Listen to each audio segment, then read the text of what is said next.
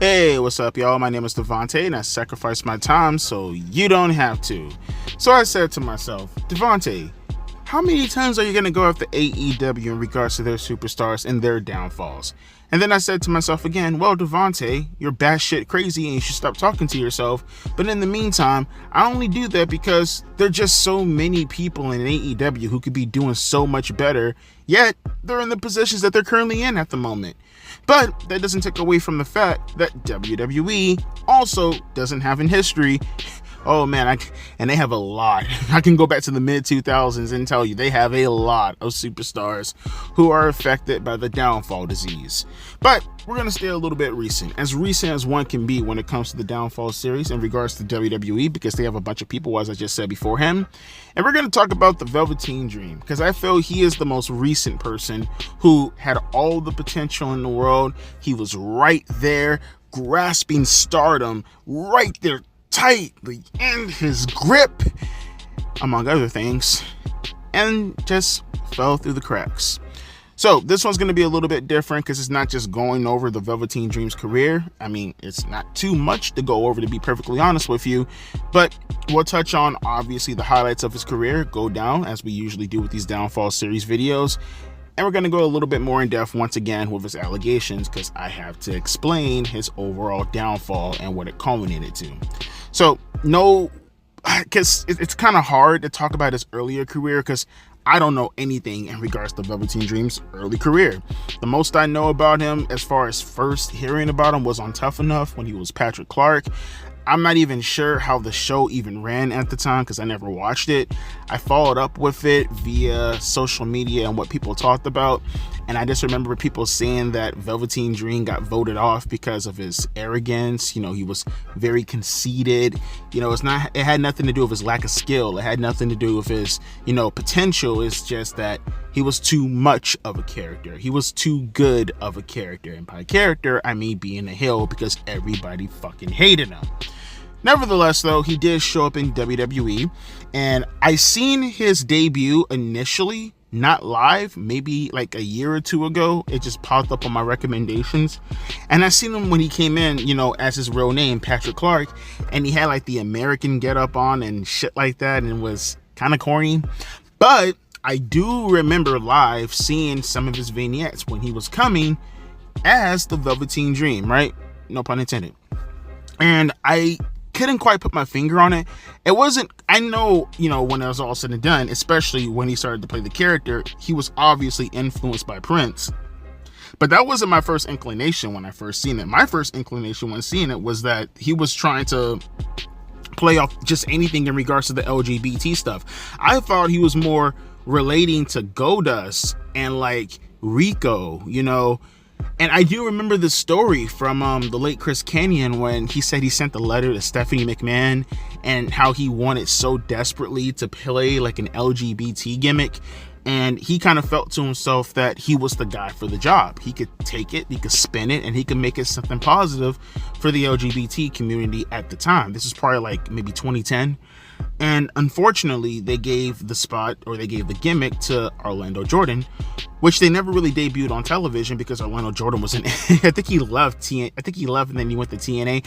Actually, this could have been a little bit further back, maybe 2008, if I recall correctly. But nevertheless, though, I thought that was the gimmick that Velveteen Dream was going to play, was that he was just going to be just some stereotypical creepy gay dude, kind of like, again, what Goldust was doing, very ambiguous. And it ended up being the Prince gimmick. And I was compelled, but at the same time, I was kind of looking at it like, okay, I don't see this going any further than Tyler Breeze, which is another gimmick, not very similar, but within those realms. That's another thing I kind of thought he was gonna start doing, especially when he came out and he had like the whole get up. And at that point, then I realized, okay, yeah, this is definitely Prince. I definitely see where he's going with this. And honestly, some of his early stuff I don't really care to want to really talk about, because what got him on my radar was his stuff with Aleister Black. Say my name, say my name. He just desperately wanted Aleister Black to say his name, and I thought that was a very creative storyline, just because it was so unique. And I thought at that point in time, I was like, wow, this character, he can bring up some really unique stories. You know what I mean? It doesn't have to be something as straightforward as good guy versus bad guy. It's a guy who has a very ambiguous character who can create new paths for himself going forward with other superstars. And he did just that with Aleister Black. That match was the best match on that NXT show. I think that was at War Games because they had two rings next to each other. And that was just fantastic. And then after the match, Aleister Black, he was like, I don't know if he said, I acknowledge you, but I think he did. He was like, he said Velveteen Dream, you know what I mean? Which was fucking awesome. And, one may even look at that and say to themselves, that could have been a point in time where they could have turned Velveteen Dream face. They didn't do that, though. They continued on with Velveteen Dream, and, he had little one-offs and everything with, like, Cassius Ohno and, Johnny Gargano, and, he had the match with Ono as far as a one-on-one, because I think the first time I seen him and, Johnny Gargano and them, they had like a fatal four-way match for like a number one contender shot at the NXT Championship. But like his first formal match with Cassius Ohno happened on I think it was the Philadelphia show, which, Velveteen Dream won. It was a very short match. I don't remember anything as far as the significance of it. I just remember like the order of matches to a lesser degree of some of these superstars that I cover. So I could be missing some superstars that he feuded with, but I specifically remember the match with Cassius Ohno that he did end up winning. And then he went into like the whole little NXT North American Championship, going for that belt, and going into the pay-per-view in Chicago, because I think did he do the ladder match? No, the ladder match was in New Orleans. Then he went into Chicago and he had the match with Ricochet. That's when Ricochet debuted, and he did like the whole little senton out the ring, and then he landed on his feet and he went to go confront Velveteen Dream. That's actually, now that Ricochet's gone, I don't know if they do the highlight anymore, but that was actually one of the more highlighted stuff I've seen in NXT as far as like replay value was considered, was him just simply doing a flip over the ropes to go confront Ricochet. And then he had like a little small feud with EC3, which I think he beat him also at the next show, probably Brooklyn, because Chicago happened like in... The Chicago show happened somewhere like in it happened like near my birthday, so like June, July-ish.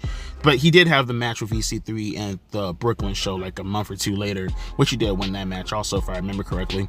And then that's gonna be my catchphrase going forward, by the way. And he attempted to go after, the NXT Championship. Once again, this happened at the following year, War Games, after the Aleister Black match, and with Tommaso Ciampa, which I thought that was actually a fantastic match. Was that the match where he did like the not the Rainmaker? What does he call it? The little the little DDT? I forgot what he calls it. Oh fuck. Not the Rainmaker. Fuck. The little DDT he does where he kind of underhooks you and then like turns it, which I always thought was it was a signature move, because he did like the elbow drop instead. But I always thought like the little DDT he did, that could have been a finisher. He will underhook you and then just turn you inside out. In fact, I thought that was a great fucking move. And I think he did that like on the Rain Apron or some shit to Tommaso Ciampa. That was a great fucking match. And then like always, when it comes to Triple H and his markish ass ways, he has to take NXT, or I guess he has to take Dream, because at this point I think that was the match that turned him face also, because Tommaso Ciampa and him, they were all being accused of like because this was around the time when Aleister Black, this is when he got attacked by Johnny Gargano, in the whole like who attacked Aleister Black backstage or some shit, and he was like going around asking people who did it, and like I remember Nikki Cross was like, I got a secret.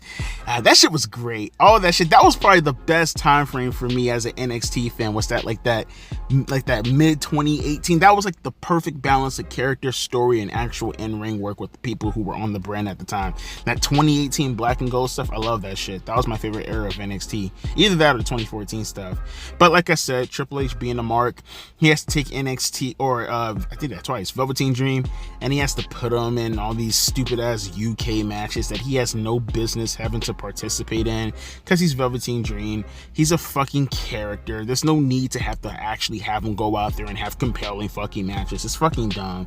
He's a character, no more, no less. But he did end up having a small little feud with Matt Riddle, And I think at this point in time, he already became the NXT North American champion. I think he actually beat Johnny Gargano for one of the episodes of NXT. And then like he ended up beating Matt Riddle and he retained the championship. Actually, that was one of the first times Matt Riddle lost also. And, you know, he had a couple of feuds here and there with, like, the Undisputed Era. I remember the match with him and Roddy also. Mind you, he's a face at this point on one of the episodes. I watched that at the laundromat on my cell phone. I remember that match right there. And he had the belt for a pretty long time. At that point in time, that was probably, like, the longest reign someone had with the NXT North American Championship. But he eventually did lose the belt to Roderick Strong. And no, he didn't lose the belt to Roderick Strong, did he? Yeah, no, it was Roderick Strong, because that's when the Undisputed Era people came out and started to fuck with him. That was also on an episode of NXT. But he was gone for a little bit, because like I remember them saying, actually I think I talked about this on one of my older videos about him having like the spinal surgery or the back surgery or something. But eventually he was taken off of TV for a little bit. He came back, and mind you, this is around the time when the allegations started to perk their heads up, while he was out. And honestly, it was, man, because he had, and it just sucks, bro, because like you hear I'm talking about his career right now, that was pretty much it. He had like the little small, spine surgery or something. I don't know if it happened like because of the car accident, because he got into a car accident. I don't know if it happened before the car accident and he was just taking a break to rest his back, or he was taking a break to rest his back or spine or something, and then the car accident happened, which obviously made things a little bit more convoluted. But during that time is when the allegations started popping up with like the kid stuff and everything. But eventually he did come back, and I still remember this because this was something that really, really pissed me off, and I didn't get it. I understand it now, but like I didn't get it beforehand, and all his momentum was pretty much gone at this point. He put over Kushida. You guys remember Kushida? I think he's actually on TNA right now. I remember seeing that and just thinking to myself, wow, to be in this spot where people were speculating when he was going to come up to the main roster because of how much fucking charisma he had, how much character he had, and to just lose a match to Kushida? What the fuck? And mind you, this was during all the allegation stuff. And also, just to bring this up too, apparently the dude was a huge nuisance backstage. I'll leave a link down in the description box below. It's gonna take you to my video talking about the Velveteen Dream's accusations earlier this year, but it was more so to reflect off of Velveteen Dream's apology. I can't find the video anywhere. I mean, I'm pretty sure it's there. I'm just way too lazy to look it up. So rather than show you someone else's video, you can look at my video. It'll just be in the very beginning of the intro for the apology video, if that's all you want to see is Velveteen Dream's apology. Link is down in the description box if you want to check it out. But like I said, this is when all the stuff started to perk his head up. Throughout the summertime, he was out, and obviously, conflating with all this bullshit. I heard, this is gonna sound weird, but I heard he had heat with Nia Jax also. Maybe Nia Jax was not too fond of having him backstage interacting with people, knowing that he's going through this horrible allegation and all that stuff. So yeah, he had a bunch of heat with Nia Jax also. So little novelty thing if you didn't know that. But he eventually did get released.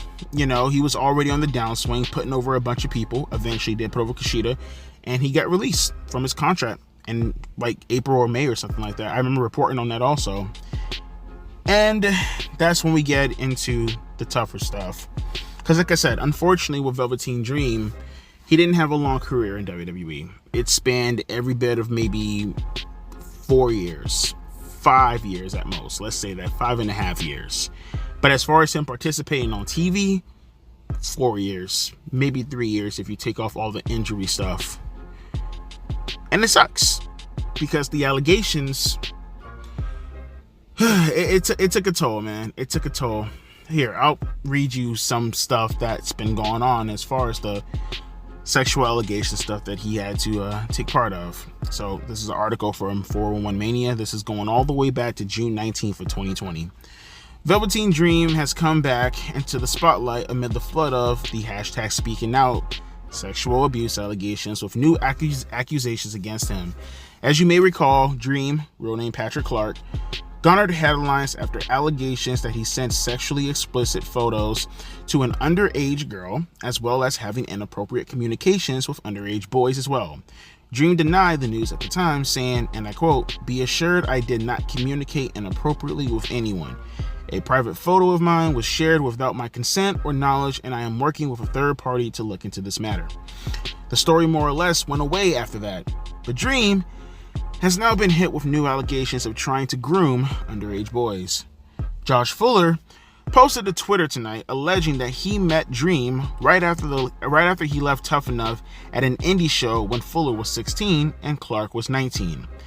They allegedly became friends, but Fuller claims that Dream tried to keep their friendship a secret and that a year ago he tried to get Fuller to, and I quote, "show off his body, including his lower body," which Fuller declined.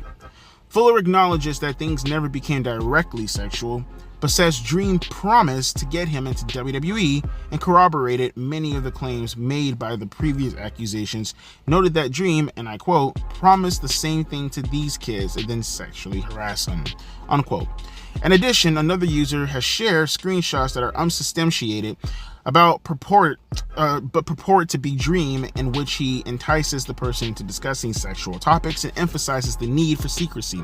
And another screenshot, the person purporting to be Dream says, and I quote, "You're kind of grown to be 15, says the person is, and I quote, "pretty," and that he likes them, and I quote, "a lot." He adds, and I quote, "Our relationship will be meaningful," after the person asks for a follow to show off to his friends. Dream's Twitter account is active, but he has deleted all tweets and has not yet responded to the allegations. So that was the initial, obviously, and I think there was one more person who he was talking to also, who I think actually kicked off all this stuff. This was one of the so-called victims who talked about the situation, but prior to this, something else popped it off, which I cannot remember for the life of me, but not that it really matters. All you really need to know is essentially what actually started all this, right? And then Velveteen Dream responded, right? So here, let me click on this link for you real quick just to show you what he was saying. Velveteen Dream responds with, "The allegations," and mind you, this is stemming off of May 24th of 2021, so this was after his release.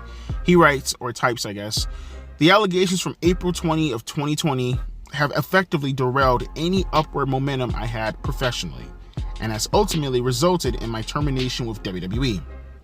My name is Patrick Clark, not the Velveteen Dream.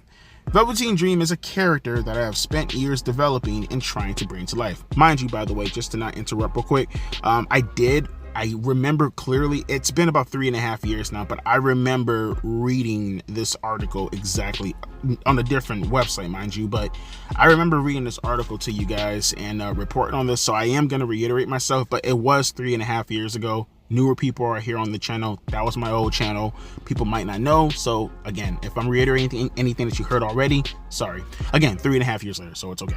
The success of the Dream character relied heavily on kayfabe, my ability to blur Patrick Clark from Tough Enough with this over-the-top personality. The character was conceptualized the day Prince passed, April 21st, 2016. I knew nothing about him at the time, but my thinking was that I could use my interpretation of Prince to create an on-screen personality vastly different from who I am as a person. Cue Velveteen Dream, a sexually ambiguous, gender-fluid, self-absorbed divo. And as I learned more about Prince, I began to tame certain aspects of the character. Aspects that I deemed way too over-the-top and inconsistent with who Prince was as a performer. Now, before I unpack, I will say I've enjoyed the many stories I've been able to share on camera, and I'm grateful to the many people who trusted me with their safety and wellness. Thank you to any and everybody who enjoyed and allowed me to be my character, whether you paid a ticket or walked up on me in Walmart.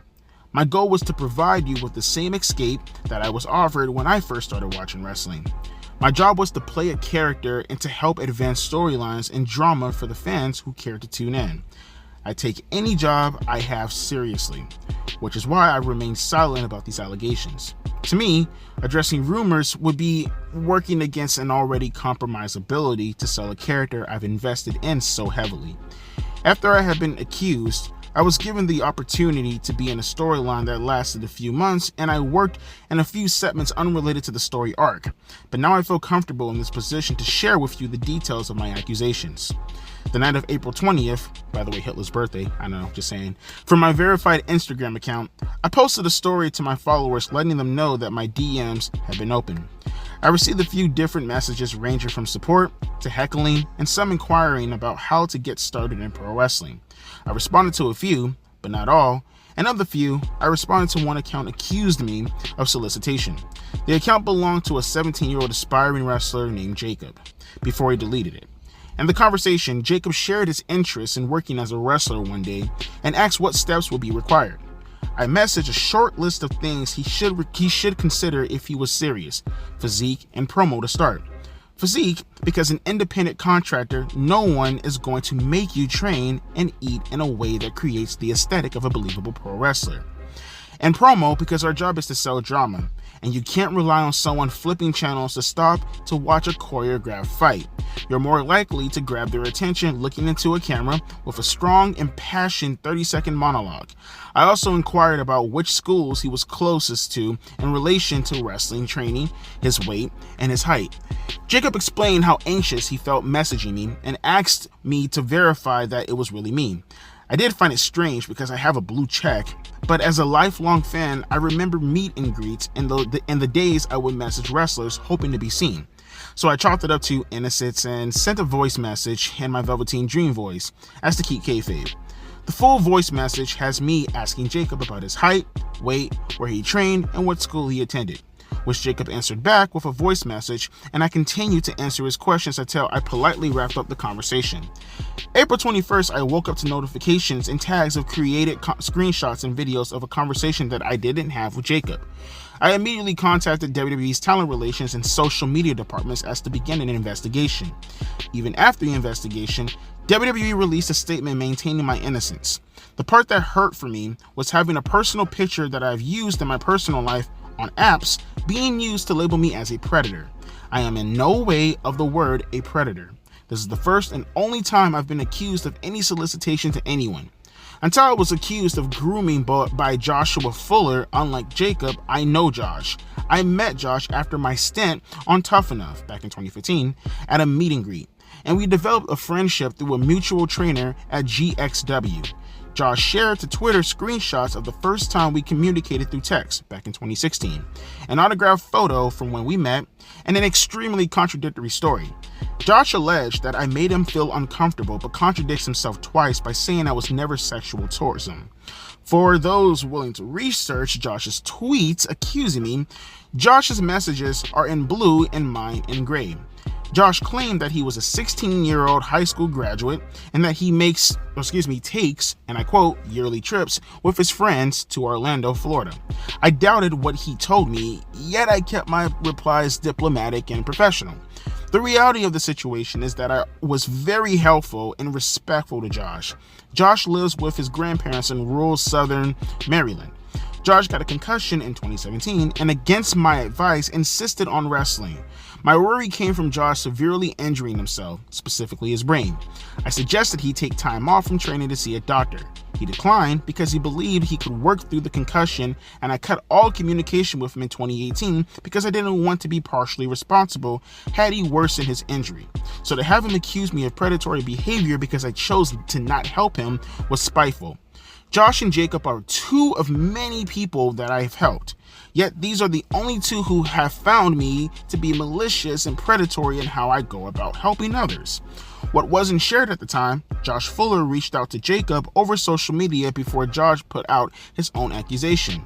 When this came out, Josh Fuller temporarily deleted his tweet account, by the way, Josh Fuller at Josh Fuller PW, which is important because in all the social media confusion, Josh Fuller is the only one who suggested that an investigation had not been done and that he had not been contacted. He kind of mistyped that, but that's okay.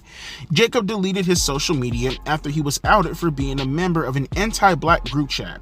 There's a public forum, WWE IPSG Stars, where people are buying, selling, and sharing explicit photos and videos of multiple wrestlers, and no one has done anything to have this site taken down. All in all, this entire experience defamed my character and ultimately accomplished what it sought to do, and that was to see me released. My hope is that over time, people can put two and two together and realize that all the allegations surrounding me were baseless and untrue from the jump. I felt strongly about not needing to defend myself on social media for a while now, but I understand the audience I work for and those who know me deserve clarity. I'm thankful for the opportunities afforded to me and the memories I have as a receipt. God has always had me and he always will. Dream is officially over. So that was Velveteen Dream's response to all this. Like I said, I went over this in the past on my own Millennial Smart channel, but for some of those who do inquire and want to know what the hell happened, that was a part of his downfall.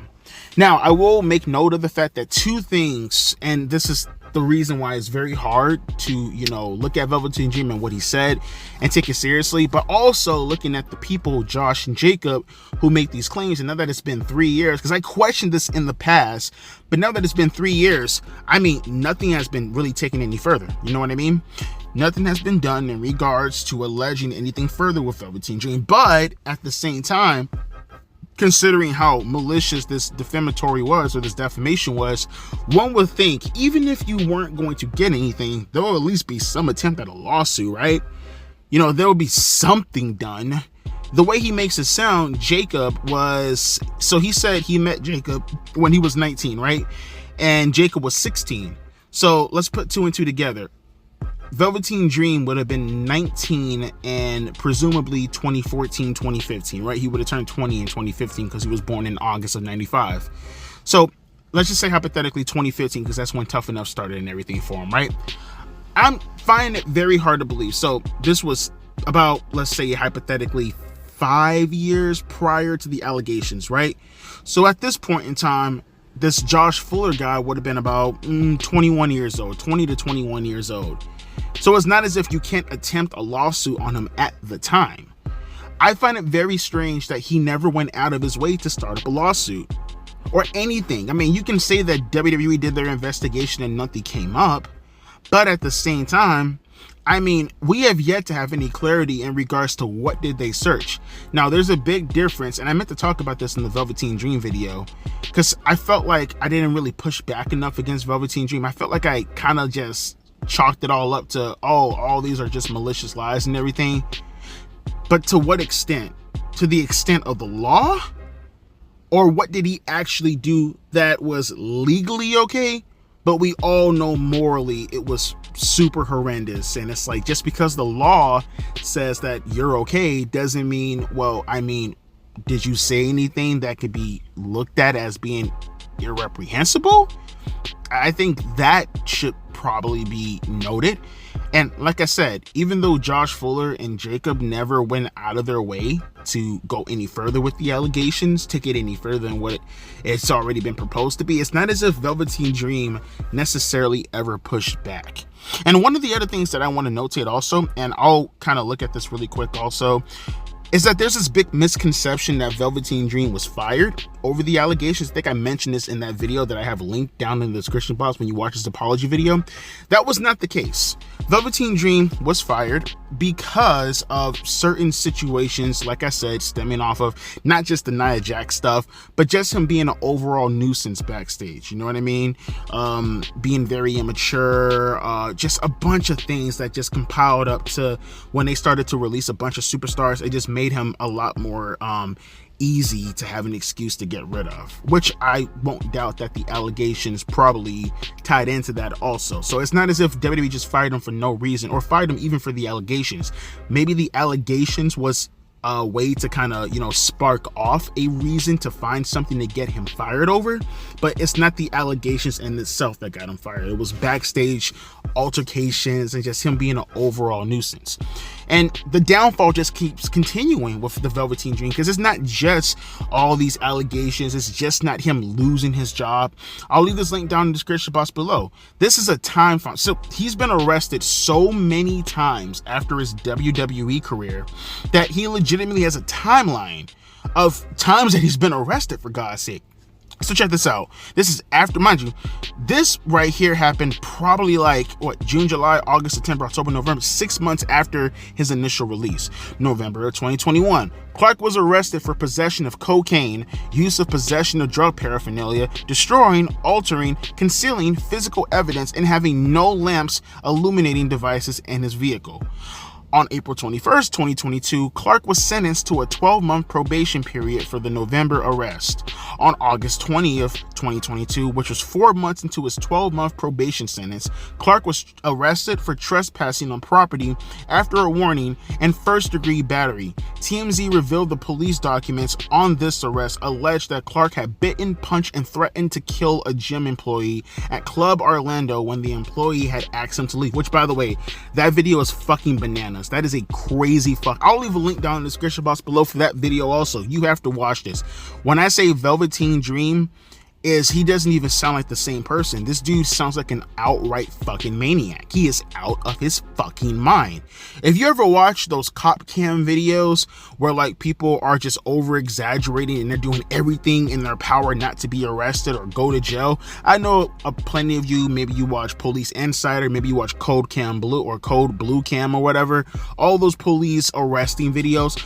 Velveteen Dream not only fits right in with those lunatics, one may argue he is worse than those lunatics. Again, I'll leave the link down in the description box. Watch the video for yourself. I seen this like a year ago. It's fucking bananas. He's out of his mind. But it continues. On August 22nd, 2022, current WWE talent Tahuti Miles, who you guys know as Ashanti the Adonis from Hit Row, put up $1,200 in bond money to bail Clark out of jail. On August 26, 2022, Clark was arrested again due to a warrant being triggered because the August 20th arrest took place during his probation period from the November arrest. This dude's getting arrested based off of arrests from previous arrests, like Jesus Christ. On August 30th, 22nd, mind you, this all happened in 1 week. Clark was transferred from Orange County Jail to the Seminole County Sheriff's Department. On September 13th, 2022, Clark was released from incarceration. Clark is set to be arraigned at 1:30 on September 19, 2022.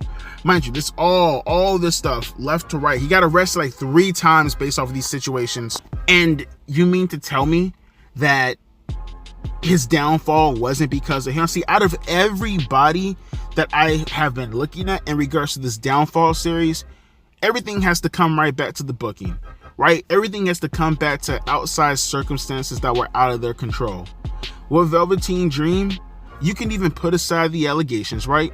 Again, we don't know to the extent how guilty or how innocent he is, but put aside that for a second.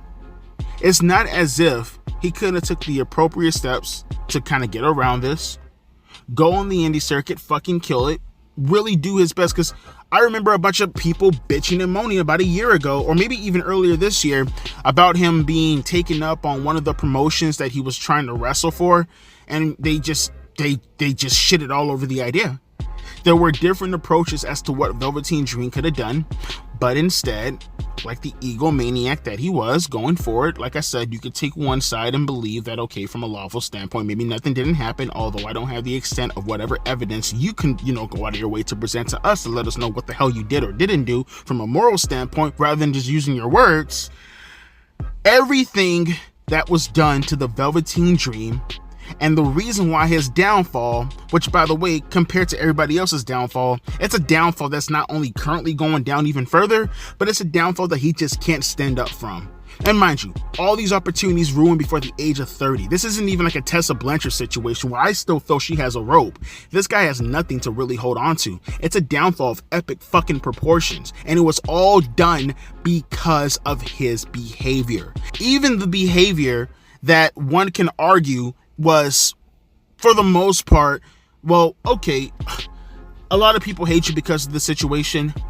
Does take away from the stuff that happened afterwards. And mind you, I hadn't even talked about the situation with him apparently, according to EC3, again, we don't know the extent to whatever is truthful or what is not truthful, him filming people in the fucking bathroom. Yes, he did that sick shit, according to EC3, of course, allegedly, let's say allegedly, that he obviously denies. But clearly the guy is incredibly immature. Maybe he's different nowadays, but he was not ready for that spot. And it's a damn shame, because as a performer, he was bar none probably, in my opinion, could have been what Rick Rude was probably promised to be before he went to WCW if he played his fucking cards right. Dude could have been the next big thing. Superstar charisma written all over his goddamn face. Only to, just like that, have it all thrown away. And it was nobody else's fault but the Velveteen Dream. Keep that in mind. As always, my name is Devontae, and let me hear your comments down in the comment section below. I'll be very curious to hear some of your opinions. I'll be catching you guys later. Deuces, P. Ice.